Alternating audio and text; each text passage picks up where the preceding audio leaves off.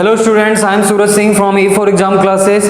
तो आज की वीडियो में हम चैप्टर 7 स्टार्ट करने वाले हैं। तो चैप्टर 7 का नाम क्या है? Permutation and combination. क्या नाम है? Permutation and combination. तो हमें आज यही पढ़ना है कि परम्यूटेशन क्या होता है और कॉम्बिनेशन क्या होता है। ठीक है, तो अब पहले तो हम परम्यूटेशन पढ़ेंगे, उसके बाद हम कॉम्बिनेशन को पढ़ेंगे। जैसे कि फॉर एग्जांपल परम्यूटेशन का मतलब होता है, अगर मैं सिंपल मीनिंग में बात करूं तो अरेंजमेंट, और कॉम्बिनेशन का मतलब होता है, कॉम्बिनेशन से आप समझ रहे हो कंबाइन करना। ठीक है, तो कॉम्बिनेशन का मतलब होता है सिलेक्शन। ठीक है, जैसे फॉर एग्जांपल हमारे पास A B C D E F है। हमारे पास क्या है? A B C D F है। मैं बोल रहा हूं इसमें से कोई से 3 लेटर सेलेक्ट करो आप। मैं बोल रहा हूं कोई से भी 3 लेटर सेलेक्ट करो। तो आप क्या सेलेक्ट कर सकते हो? A B C, B C D, D E F, so on. आप ये बहुत सारे कर सकते हो। तो ये सिलेक्शन हो गया। आपको समझ आ रहा है? मैं बोल रहा हूं इन लेटर में से आप कोई से भी 3 लेटर सेलेक्ट करो। तो ये होता है। तो हम क्या कर रहे हैं? 3 लेटर्स को सेलेक्ट कर रहे हैं और कंबाइन कर रहे हैं। और कंबाइन कर रहे हैं तो कंबाइन से आपको समझ आ रहा है, कंबाइन का मतलब होता है कॉम्बिनेशन। अगर मैं आपसे बोलता हूं कि आपके पास 3 लेटर है, सिर्फ ए बी सी, क्या है? 3 लेटर। आपको इनको ऐसे अरेंज करना है जिससे मतलब ऐसे अरेंज करके वर्ड बनाना है जिसका मीनिंग हो भी और जिसका मीनिंग ना भी हो। ठीक है, तो आप क्या करोगे? चलो ए बी सी नहीं, इससे तो देखो, चलो हम लेते हैं 1 2 3 लेते हैं। अब हमारे पास यहाँ पे 3 डिजिट्स हैं। क्या है? 3 डिजिट्स हैं। तो मैं बोलता हूं आपको 3 डिजिट्स का एक नंबर बनाना है। ठीक है, और इन्हीं का नंबर का यूज करके, मतलब इन्हीं नंबर को अरेंज करके। ठीक है, तो आप क्या करोगे? मैं आपको बोलता हूं 3 डिजिट का नंबर बनाना है। तो आपने क्या बनाया? एक बॉक्स बनाया। अब देखो, आप ऐसा लिख सकते थे 1 2 3, फिर आपने बॉक्स बनाया। फिर क्या लिख सकते हो? 3 2 1 लिख सकते हो। और बताओ जरा, आप क्या बना सकते हो? आप बना सकते हो 1 3 2, और बना सकते हो आप 3 2 3 1 2, और बना सकते हो आप 3, तो हो गया 3 1 2, नहीं तो हम बना सकते हैं 1 3 2 भी हो गया, 2 1 3। ठीक है, एक और बना सकते हैं हम, देखो क्या बना सकते हैं? 2 3 1। तो हमने क्या किया? पॉसिबल अरेंज किया। हमने क्या किया? नंबर्स को, डिजिट्स को अरेंज करके हमने क्या किया?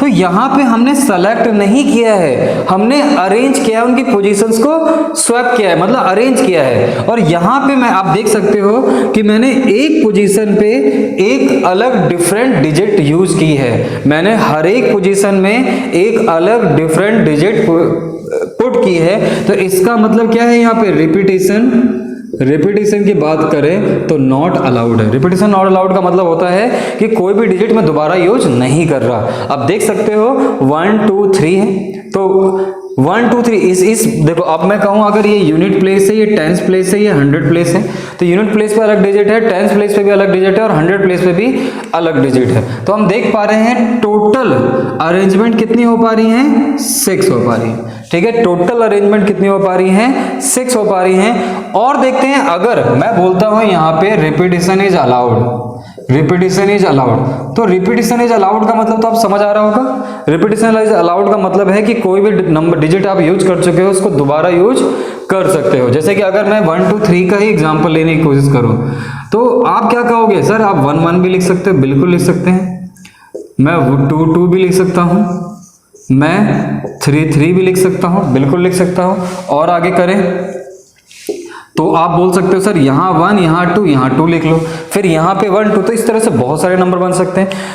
तो ठीक है, अभी तो 3 था, तो आपने रिपीटेशन अलाउड और नॉट अलाउड पे आप बना सकते हो। लेकिन अगर मैं बोल दूं आपके पास 10 डिजिट्स हैं, 9 डिजिट्स हैं आपके पास, अप टू 9 तक है, और इसको आपको 10 डिजिट का ही नंबर बनाना है, 9 डिजिट का नंबर बनाना है, और रिपीटेशन अलाउड और नॉट अलाउड। तो आपको पता है कितना टाइम लग जाएगा? आपको बहुत टाइम लगेगा, आप अरेंज कर ही नहीं पाओगे।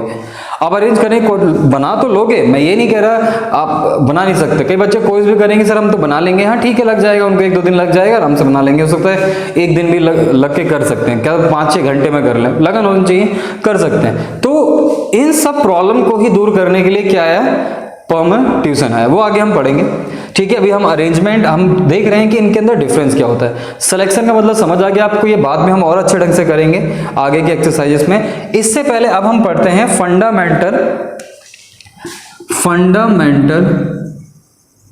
Fundamental principle of counting. बहुत ध्यान से समझना, ये आपको एक बार में समझ आ जाएगा, ये इतना इजी होता है। जैसे फॉर एग्जांपल आपके पास, जैसे मान लेते हैं टाई का एग्जाम लेते हैं, आपके पास 3 टाइज हैं, आपके पास 3 टाई हैं, समझ आया यहाँ तक, और आपके पास 3 ही शर्ट्स हैं, 3 शर्ट्स हैं आपके पास। तो यहां पे देखो, अब आप देखना कि कैसे हम इसको काउंट करेंगे। ठीक है, कैसे हम अरेंज करेंगे इसे।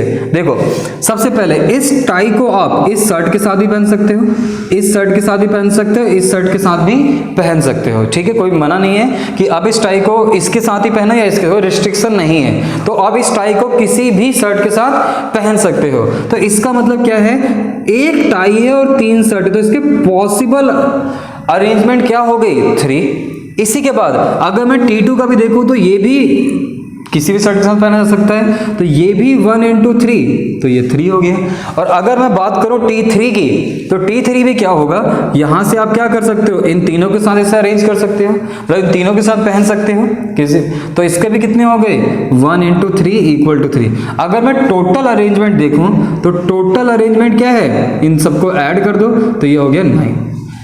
ठीक है, तो ये ऐड करना इन सबको पॉसिबल, जो आपके जो अरेंजमेंट आई है इनको ऐड करना कहते हैं फंडामेंटल प्रिंसिपल ऑफ एडिशन, और ये जो मल्टीप्लाई है इसे कहते हैं fundamental principle of multiplication.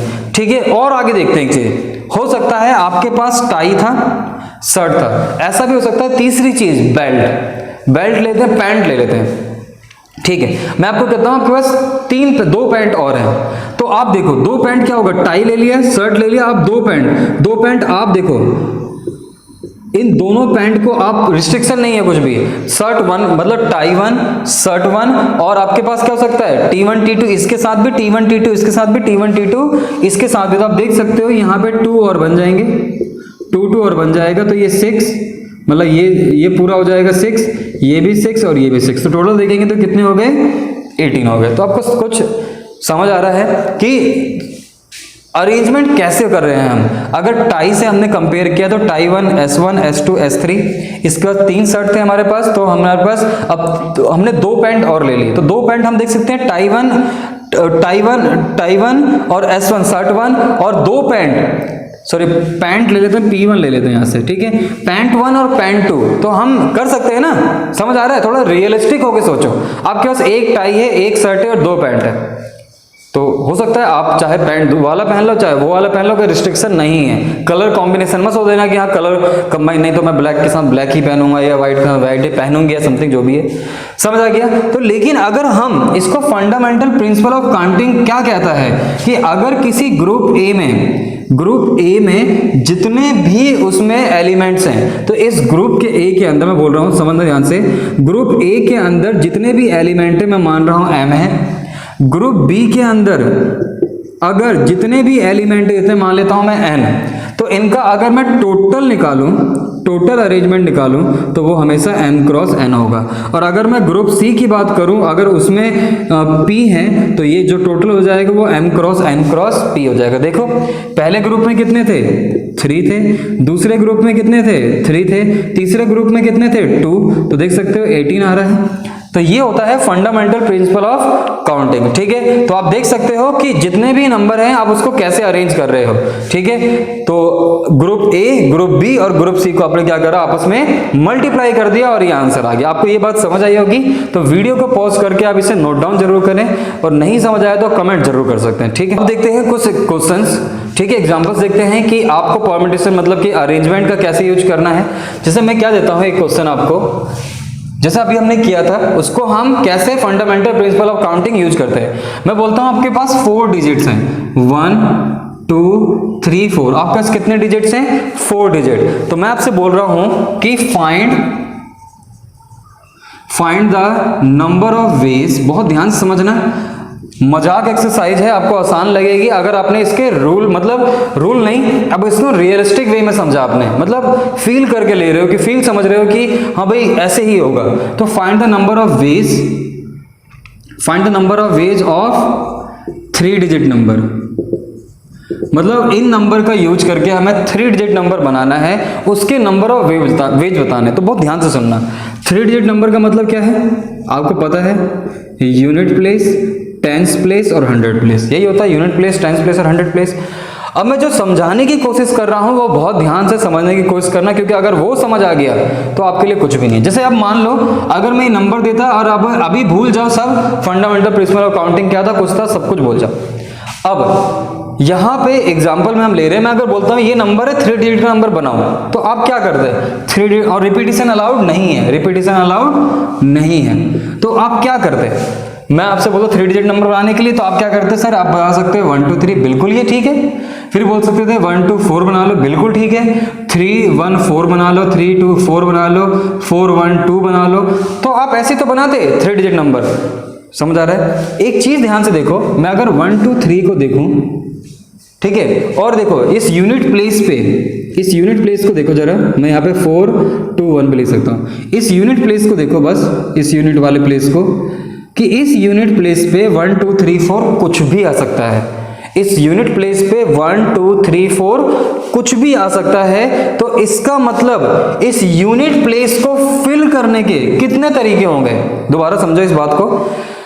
Unit place पे 1 भी आ सकता है, 2 भी आ सकता है, 3 भी आ सकता है, 4 भी आ सकता है, ठीक है, यूनिट प्लेस है, कुछ भी आ सकता है। तो अगर मैं कुछ भी पुट करूं उसमें, मतलब 1 2 3 4, तो उसे पुट करने के तरीके कितने हो गए, 4 हो गए तरीके। नहीं समझा है, दोबारा समझो। मैं यहाँ पे 1 भी पुट कर सकता हूँ, 2 भी पुट कर सकता हूँ, 3 भी पुट कर सकता हूँ, 4 भी। तो कितने तरीके हो गए पुट करने के, 4। तो इसके नंबर ऑफ वेज हो गए 4 4। इसके बाद n2। अब मैंने यहां से देखो, फॉर एग्जांपल मैंने अगर मैं ये नंबर ले लेता, इस नंबर को देखो, तो मैंने 1 तो यहां पुट कर दिया, तो अब हमारे पास कुछ तो पुट कर दिया होगा मैंने यहाँ पे। 4 में से जब मैं पुट कर रहा हूं तो कोई तो एक नंबर पुट किया होगा। अब ये मत समझना मैंने 4 ही पुट किया है, मैं कुछ भी पुट कर सकता हूं। फॉर एग्जांपल मैं मान लेता हूं मैंने 1 पुट कर दिया होगा यहाँ पे। तो अब कितने बचे, 3 डिजिट बचे। अब जब 3 डिजिट बचे हैं तो मैं टेंस प्लेस को क्या क्या पुट कर सकता हूं टेंस प्लेस में, या तो 2 पुट कर सकता हूं, या तो 3 पुट कर सकता हूं, या तो 4 पुट कर सकता हूं। आप देख लो, अगर आपने यूनिट प्लेस पे 1 पुट कर दिया तो आप यहां पे या तो 3 या तो 4, यहां पे या तो 2 या तो 3, या तो इस पे 4, मतलब इस टेंस प्लेस पे आप 3 to 4 ही पुट कर सकते हैं। मतलब इसके कितने तरीके हो गए, 3 तरीके हो गए। अब लास्ट में समझ लो आपने कोई एक नंबर पुट किया होगा, समझ लो मान लेते हैं 4 ही पुट कर दिया आपने, तो आपका कितने बचे, अब 2 बचे। अब ये 2 बचे तो इसके तरीके कितने होंगे, 2, तो आंसर क्या आ गया 2 3 4। तो क्या आंसर आ गया 2 3 4 12 24। नंबर ऑफ अरेंजमेंट क्या होंगे 24। अब अरेंज मैनुअली भी करके देख सकते हो, अरेंजमेंट 24 ही आने वाला है, ठीक है। जैसे कि अगर मैं आपको बताऊं, जो हमने पहला एग्जांपल लिया था 1 2 3, और मैंने आपको कहा था कि इसको अरेंज करके देखते तो 6 बने थे, याद है आपको। तो इसका मतलब इस प्लेस पे यूनिट, टेंस और 100 प्लेस पे मैं यहाँ पे 3 पुट कर सकता हूँ, यहाँ पे 2 और यहाँ पे 1 पुट कर सकता हूँ, ठीक है। तो आपको ये समझ आया होगा। एक एग्जाम्पल और लेते हैं, फिर हम करेंगे कल। तो देखते हैं नेक्स्ट एग्जाम्पल जो है, मैं यहाँ पे लेता हूँ, अब मैं 0 1 2 3 और 4 लेता हूँ। अब मैं ले रहा हूँ 0 1 2 3 4, और मैं यहाँ पे 4 डिजिट का नंबर बनाना चाहता हूँ, 4 डिजिट का नंबर बनाना चाहता हूँ। इसको बहुत ध्यान से देखना। अब देखो, अगर मैं 0 1 2 3 4, अगर मैं 4 डिजिट का नंबर बनाना चाहता हूं, और अगर मैंने गलती से 0 1 2 3 ले लिया, तो क्या यह 4 डिजिट का नंबर रहेगा, नहीं रहेगा। तो आप ये समझ पा रहे हो कि 0 कहां नहीं आना चाहिए, 1000 प्लेस पे नहीं आना चाहिए। 0 कहां नहीं आना चाहिए, 1000 प्लेस पे नहीं आना चाहिए। तो मैं क्या करूंगा, अब मैं क्या करने वाला हूं, मैं मान रहा हूं कि मैं 0 को पुट इस प्लेस पे नहीं कर रहा, बाकी के मैं ये कुछ भी पुट कर सकता हूं। तो बाकी के मैं यहाँ पे 4 वैल्यू पुट कर सकता हूं, मतलब 4 तरीके से इन नंबर को पुट कर सकता हूं। इसके बाद रिस्ट्रिक्शन खत्म हो गई। अब 0 यहाँ आ सकता है, तो 0 को अब ऐड कर दो। अब मैंने इनमें से कोई एक नंबर यूज किया होगा, डिजिट यूज की होगी, समझ लो मान ले 1 यूज किया होगा, तो अब हमारे पास हो कितने गए, ये भी 4 हो गए। फिर यहाँ एक यूज किया होगा, फिर हो गया 3, फिर एक यूज किया होगा 2, तो 16 3 जा 48, 96 इसके वेज होंगे। ठीक है, तो आज हम इतना ही करते हैं, आप इतना पढ़ो, इतना समझो, फिर नेक्स्ट क्लास में कल हम करेंगे 7.1 एक्सरसाइज। ठीक है, तो आप क्वेश्चन ट्राई भी कर सकते हो एक दो, तो करते हैं नेक्स्ट क्लास के अंदर।